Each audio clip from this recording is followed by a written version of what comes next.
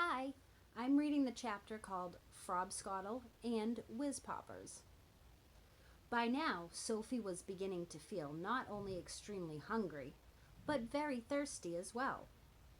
Had she been at home, she would have finished her breakfast long ago. Are you sure there's nothing else to eat around here except those disgusting, smelly snozcumbers? She asked. Not even a fizz-winkle, answered the big friendly giant. In that case, may I please have a little water, she said. Water? Said the BFG, frowning mightily. What is water? We drink it, Sophie said. What do you drink? Frobscottle, announced the BFG. All giants is drinking Frobscottle. Is it as nasty as your snozcumbers? Sophie asked. Nasty? Cried the BFG. Never is it nasty. Frobscottle is sweet and jumbly. He got up from his chair and went to a second huge cupboard. He opened it and took out a glass bottle that must have been 6 feet tall. The liquid inside it was pale green, and the bottle was half full. Here is Frobscottle, he cried, holding the bottle up proud and high, as though it contained some rare wine. Delumptious, fizzy Frobscottle, he shouted. He gave it a shake, and the green stuff began to fizz like mad. But look! It's fizzing the wrong way, Sophie cried. And indeed it was. The bubbles, instead of traveling upwards and bursting on the surface, were shooting downwards and bursting at the bottom. A pale green frothy fizz was forming at the bottom of the bottle.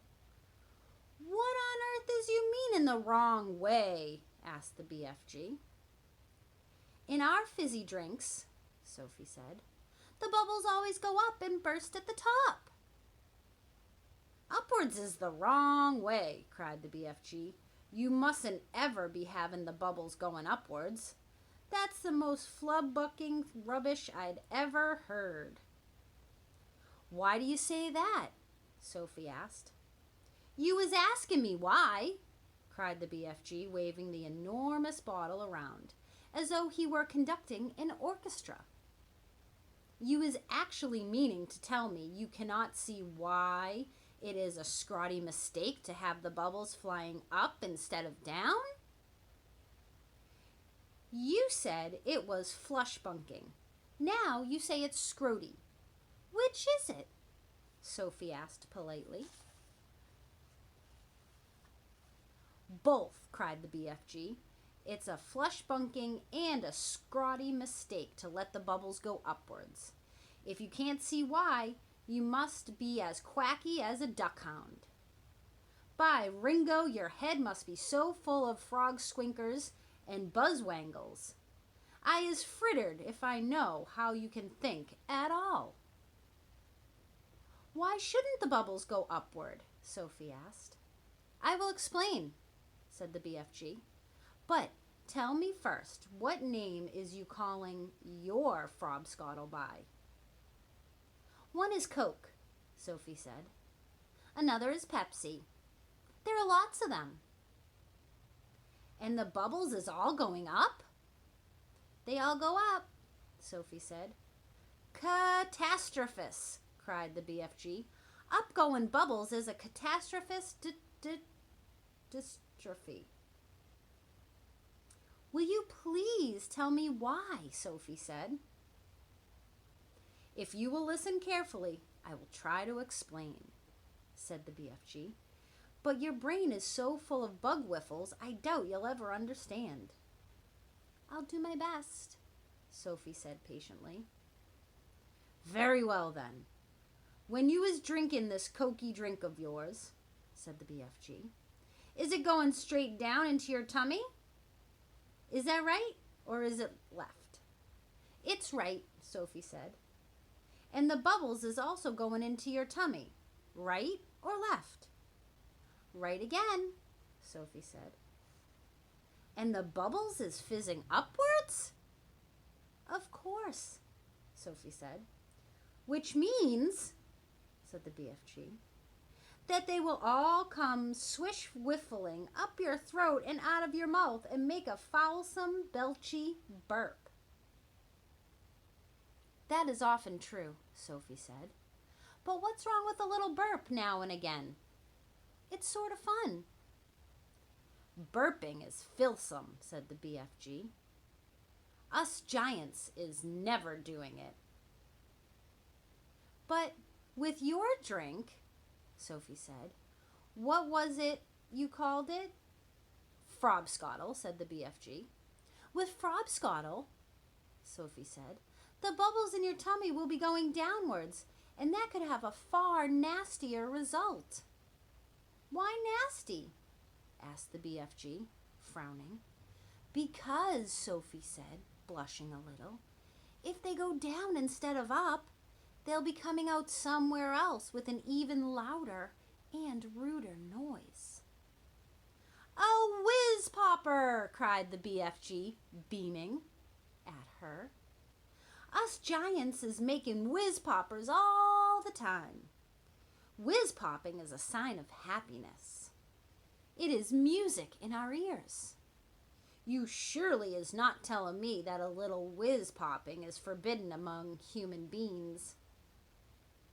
It's considered extremely rude, Sophie said. But you is whiz-popping, is you not, now and again? Asked the BFG. Everyone is whiz-popping, if that's what you call it, Sophie said. Kings and queens are whiz-popping. Presidents are whiz-popping. Glamorous film stars are whiz-popping. Little babies are whiz-popping. But where I come from, it's not polite to talk about it. Randunculus, said the BFG. If everyone is making whiz-poppers, then why not talk about it? We is now having a swiggle of this delicious Frobscottle, and you will see the happy result. The BFG shook the bottle vigorously. The pale green stuff fizzed and bubbled. He removed the cork and took a tremendous gurgling swig. It's glummy, he cried. I love it. For a few moments, the big friendly giant stood quite still, and a look of absolute ecstasy began to spread over his long, wrinkly face. Then suddenly, the heavens opened up, and he let fly with a series of the loudest and rudest noises Sophie had ever heard in her life. They reverberated around the walls of the cave like thunder, and the glass jars rattled on the shelves. But most astonishing of all, the force of the explosions actually lifted the enormous giant clear off his feet like a rocket. Whoopee! He cried when he came down to earth again. Now that is whiz-popping for you. Sophie burst out laughing. She couldn't help it. Have some yourself, cried the BFG, tipping the neck of the enormous bottle up towards her. Don't you have a cup? Sophie said. No cups, only bottle. Sophie opened her mouth, and very gently the BFG tipped the bottle forward and poured some of the fabulous Frobscottle down her throat. And oh gosh, how delicious it was! It was sweet and refreshing. It tasted of vanilla and cream with just the faintest trace of raspberries on the edge of the flavor. And the bubbles were wonderful. Sophie could actually feel them bouncing and bursting all around in her tummy. It was an amazing sensation. It felt as though hundreds of tiny people were dancing a jig inside her and tickling her with their lovely toes. It's lovely, she cried. Just wait, the BFG said, flapping his ears. Sophie could feel the bubbles traveling lower and lower down her tummy. And then suddenly, inevitably, the explosion came.